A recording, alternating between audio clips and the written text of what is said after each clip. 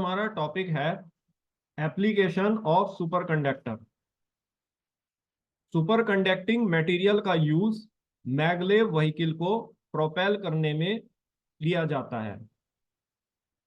मान लीजिए यह एक मैगलेव व्हीकल है जो मैग्नेटिक लेविटेशन के प्रिंसिपल पर आधारित होती है।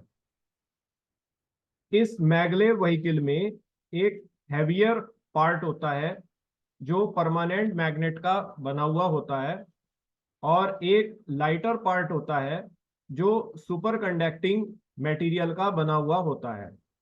इस सुपर कंडक्टिंग मटेरियल के टेम्परेचर टी को हमने क्रिटिकल टेम्परेचर टीसी से बिलो मेंटेन किया हुआ है।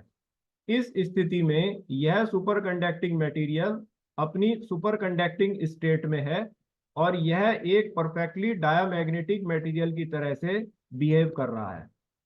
नाउ हम जानते हैं कि परमानेंट मैग्नेट डायामैग्नेटिक मटेरियल को रिपेल करता है।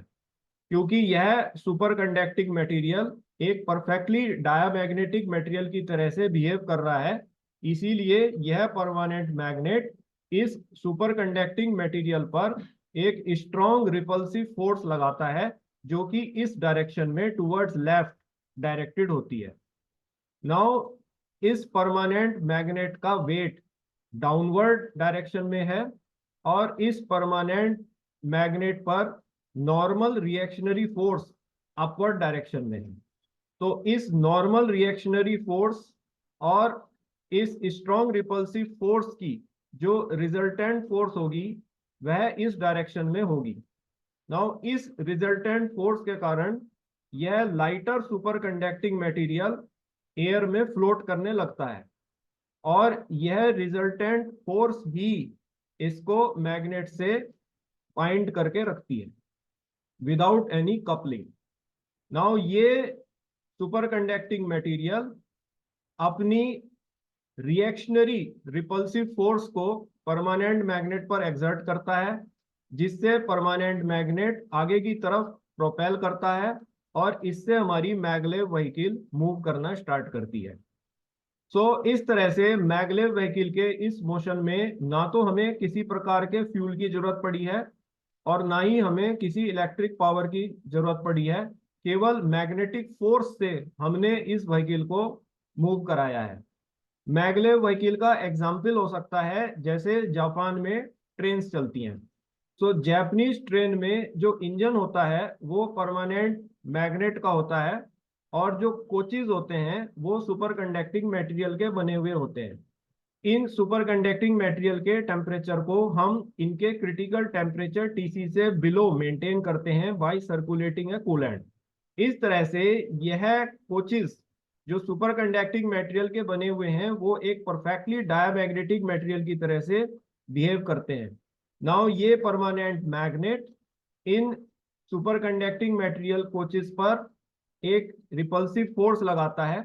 जब ये super conducting material coaches permanent magnet पर रिएक्शनरी रिपल्सिव फोर्स लगाते हैं तो परमानेंट मैग्नेट आगे की तरफ प्रोपेल करता है जिससे पूरी ट्रेन आगे की तरफ प्रोपेल करती है और वेरी हाई वेलोसिटी से चलती है। So this is one of the application of superconducting material that you can make any vehicle which works on the principle of magnetic levitation. In this vehicle you don't need any fuel and an electric power. Superconducting material को हम एक superconducting magnet की तरह भी use कर सकते हैं। तो मान लीजिए यह एक सुपरकंडक्टिंग कॉइल है जिसका टेम्परेचर T हमने इसके क्रिटिकल टेम्परेचर TC से बिलो मेंटेन किया हुआ है। तो इस स्थिति में यह सुपर कंडक्टिंग कॉइल अपनी सुपर कंडक्टिंग स्टेट में है।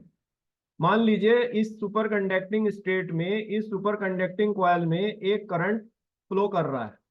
नाउ सुपर कंडक्टिंग मटेरियल का रेजिस्टेंस अपनी सुपर कंडक्टिंग स्टेट में 0 होता है, इसलिए यह करंट इस सुपर कंडक्टिंग कॉइल में कई दिनों तक फ्लो करता रहेगा विदाउट एनी फॉल, राइट। और इस करंट को फ्लो कराने के लिए हमें किसी भी प्रकार के एक्सटर्नल बैटरी की जरूरत नहीं होगी। इस करंट से हम इस सुपर कंडक्टिंग कॉइल को एक मैग्नेट की तरह से ट्रीट कर सकते हैं और इससे कोई भी मैग्नेटिक इफेक्ट को यूटिलाइज कर सकते हैं। तो इस तरह से ये एक इलेक्ट्रोमैग्नेट बन गया है और यही एक सुपर कंडक्टिंग मैग्नेट होता है।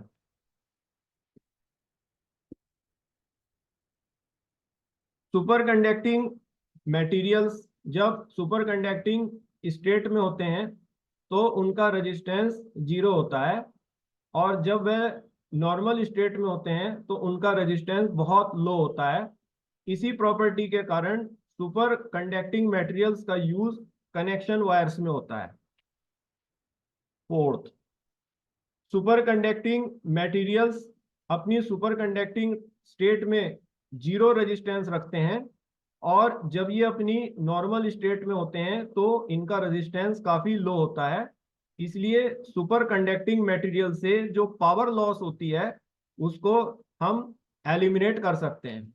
तो यही कारण होता है कि सुपर कंडक्टिंग मटेरियल का यूज पावर ट्रांसमिशन में होता है, राइट।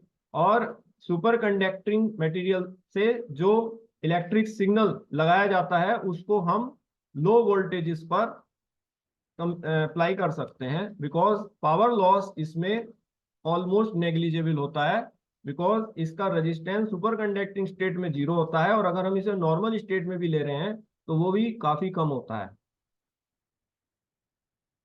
सुपर कंडक्टिंग मटेरियल का यूज मैग्नेटिक फ्लक्स को स्टोर करने के लिए भी होता है। नाउ जिन डिवाइसेस से मैग्नेटिक फ्लक्स स्टोर किया जाता है उनको स्क्विड्स कहते हैं। स्क्विड्स की फुल फॉर्म होती है super conducting quantum interference devices. तो मान लीजिए यह एक सुपर कंडक्टिंग रिंग है जिसका टेम्परेचर T हमने इसके क्रिटिकल टेम्परेचर TC से बिलो मेंटेन किया हुआ है। तो यह सुपर कंडक्टिंग रिंग इस वक्त अपनी सुपर कंडक्टिंग स्टेट में है। नाउ मान लीजिए हमने इस सुपर कंडक्टिंग स्टेट में इस सुपर कंडक्टिंग रिंग पर एक परसिस्टेंट करंट फ्लो कर रहा है। सपोज ये persistent current I critical current IC से मैग्नीट्यूड में ग्रेटर है। तो ये परसिस्टेंट करंट एक मैग्नेटिक फ्लक्स को जनरेट करेगा और ये मैग्नेटिक फ्लक्स इस सुपर कंडक्टिंग मटेरियल में पेनिट्रेट करेगा इनसाइड द रिंग। इस फ्लक्स को हम तब तक स्टोर कर सकते हैं जब तक हम इस परसिस्टेंट करंट को क्रिटिकल करंट से अबव मेंटेन रखे हुए हैं, और ये परसिस्टेंट करंट महीनों तक भी बगैर किसी स्ट्रेंथ डिमिनिशिंग के क्रिटिकल करंट से अबव मेंटेन रहेगा, क्योंकि सुपर कंडक्टिंग स्टेट में सुपर कंडक्टिंग मेटेरियल का रेजिस्टेंस जीरो होता है, तो करंट को कोई भी चीज नहीं मार रही है, तो वो जैसा है वो वैसा ही बना रहेगा और ये मैग्नेटिक फ्लक्स इस करंट के कारण इन रिंग्स के अंदर स्टोर हो जाएगा और इस फ्लक्स को हम अपने किसी कार्य के लिए यूटिलाइज कर सकते हैं।